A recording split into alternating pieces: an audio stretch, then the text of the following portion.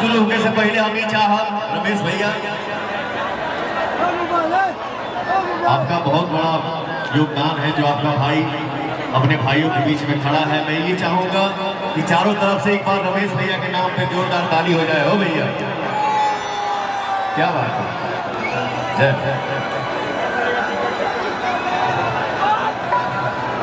Hello Bhojpuri audience को, भोजपुरी ताकत को आप प्यार से झुका सकते हैं, गुलाब से समझा सकते हैं। लाठी मत दिखाओ भैया, फोन पीछे रखिए ना भैया। लो अंकल, फोन नीचे रखिए।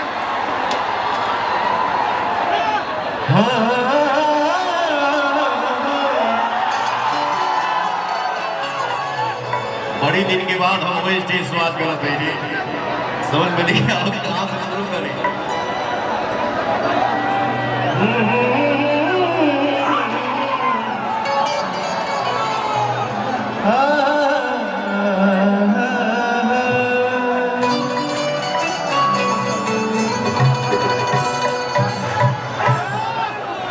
फिर आप लोग आगे महाराज सुनने तो लोग क्या कैसे आएगा। सरिता भवानी राखो सभा बीच पानी, सरिता भवानी राखो सभा बीच पानी, दोनों हाथ जोड़ी पड़ी मैया हो मैया,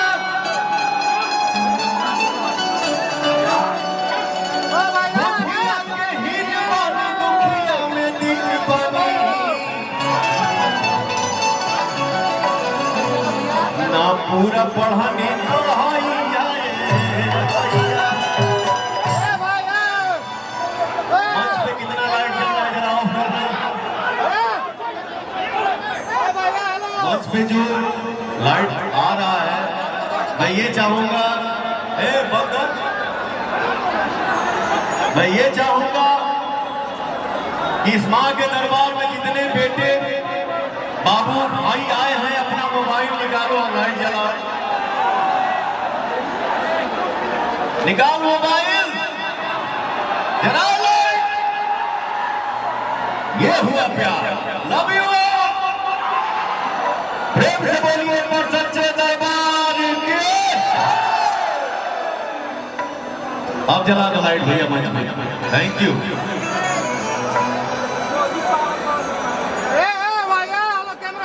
गाने का भाव है,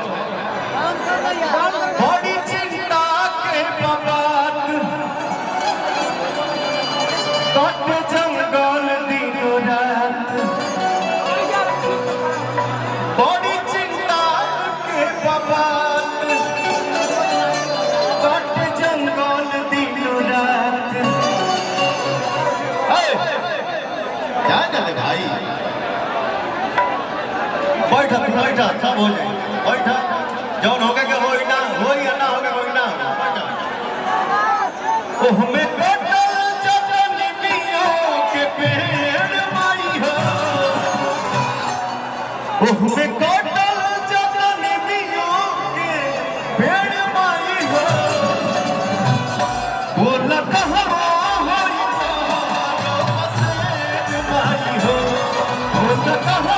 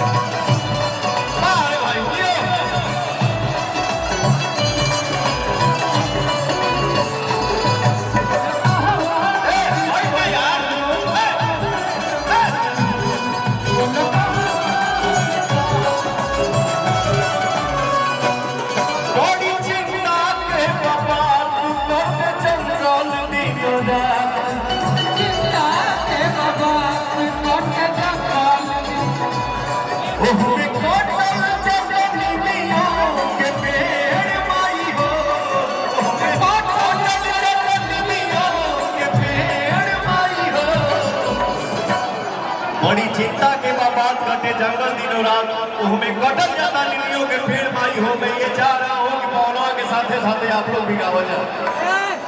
1 मिनट रुकिए, ताली बाजी तब बजाओ शुरू करिए।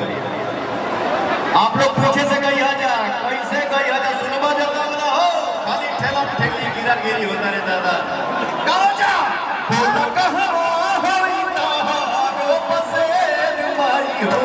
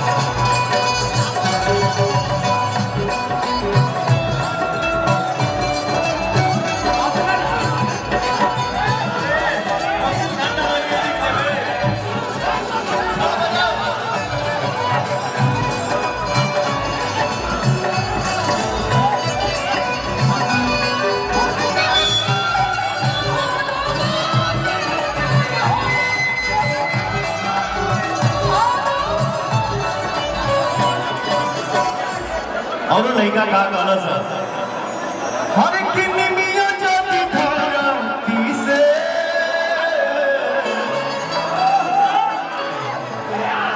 आहो मिया जाती धरती से और ये जाई मिया जाती धरती से काहे के तक हम छुना नवा तो के छुटाई बेमा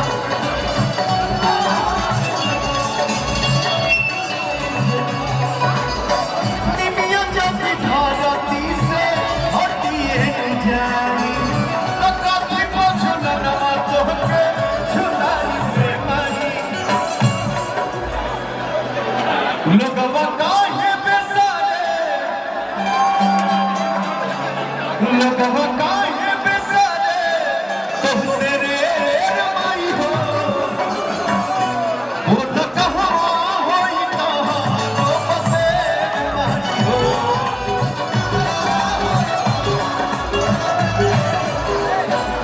बोल कहाँ होई तारो बसेर माई हो।